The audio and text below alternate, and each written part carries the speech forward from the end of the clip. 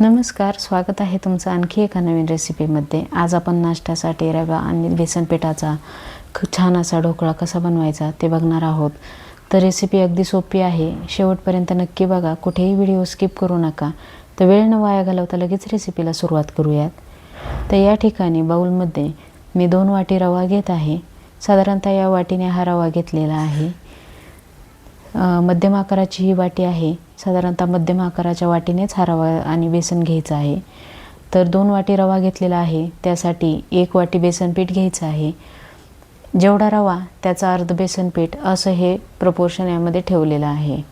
तर व्यवस्थित मिक्स करून घेतलं आहे। त्यामध्ये चवीनुसार मीठ टाकायचे, 2 चमचे साखर टाकायची आहे।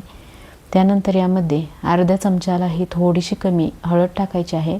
हळदीचा वापर थोडासा कमी केलेला आहे, कारण हळद जर जास्त वापरली तर त्यामध्ये ढोकळ्यावरती रेड पॅचेस दिसून येतात। छान असं मिक्स केलेलं आहे।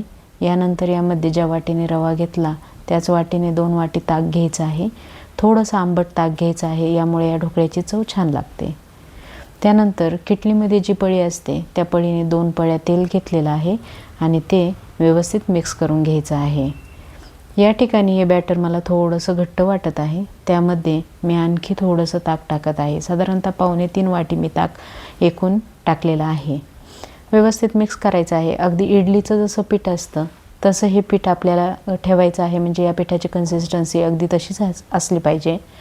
जर हे पीठ थोडंसंही पातळ झालं तर ढोकळा चपटा बनतो आणि घट्ट झालं तर हा ढोकळा कडक बनतो आणि खाताना घशामध्ये अडकल्यासारखा वाटतो। तर छान असं हे पीठ ताक मिक्स करून घेतलेलं आहे। सर्व इन्ग्रेडियंट अगदी छान असे मिक्स झालेले आहेत। याची कन्सिस्टन्सी पाहू शकता। तर हे पीठ आपण 15 ते 20 मिनिटासाठी झाकून बाजूला ठेवून देऊयात। तर या ठिकाणी 20 मिनिटं झालेली आहेत। यामधील जो रवा आहे तो छान फुललेला आहे, तुम्ही पाहू शकता। पीठ अगदी छान असं झालेलं आहे। तर याची कन्सिस्टन्सी देखील अशी आहे। अशा कन्सिस्टन्सीमध्येच हे पीठ ठेवायचे। त्यानंतर यामध्ये इनोची 1 पाऊच टाकली, त्यावरती थोडं पाणी टाकून व्यवस्थित मिक्स करायचं आहे। इनोमुळे हे पीठ अगदी हलकं होतं, तुम्ही पाहू शकता। फरकही आपल्याला लगेच जाणवतो। आता गॅसवरती मी कढई ठेवलेली आहे आणि कढईमध्ये 2 ग्लास पाणी उकळत ठेवलं होतं। त्यामध्ये एक स्टँड ठेवलेला आहे। स्टँडवरती ज्या ताटामध्ये आपल्याला ढोकळा बनवायचा आहे त्या ताटाला तेल लावून ते ताट ठेवायचं आहे।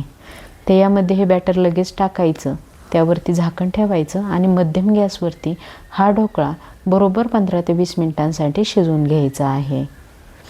तर या ठिकाणी 20 मिनिटं मी हा ढोकळा छान असा वाफवून घेतलेला आहे। 20 मिनिटांनंतर हा ढोकळ्यामध्ये आपण चाकू टाकून बघूया। तर अगदी या चाकूला काहीही चिटकलं नाही, म्हणजे हा ढोकळा छान असा शिजलेला आहे। 5 ते 10 मिनिटांनंतर मी हे ताट बाहेर काढलं। ढोकळा हलकासा थंड झालेला आहे। याला आता आपण कट करून घेऊयात।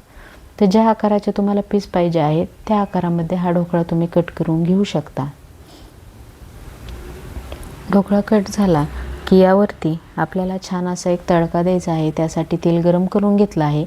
त्यामध्ये 1 चमचा मोहरी टाकायची, कढीपत्ता टाकायचा आहे। तुम्ही यामध्ये मिरच्या देखील टाकू शकता। मी इथे मिरच्यांचा वापर केलेला नाही, मी फक्त मोहरी आणि कढीपत्ता टाकला आहे। तर छान असं हा गरम गरम तडका या ढोकळ्यावरती टाकून घ्यायचा। त्यानंतर बारीक चिरलेली कोथिंबीर टाकायची आणि हा ढोकळा गरमागरम असा सर्व करायचा आहे। पुदिन्याच्या चटणीसोबत हा ढोकळा अगदी अप्रतिम लागतो। तर किती सॉफ्ट आणि स्पंजी हा ढोकळा तयार झालेला आहे। तर ही रेसिपी एकदा घरी नक्की ट्राय करून बघा।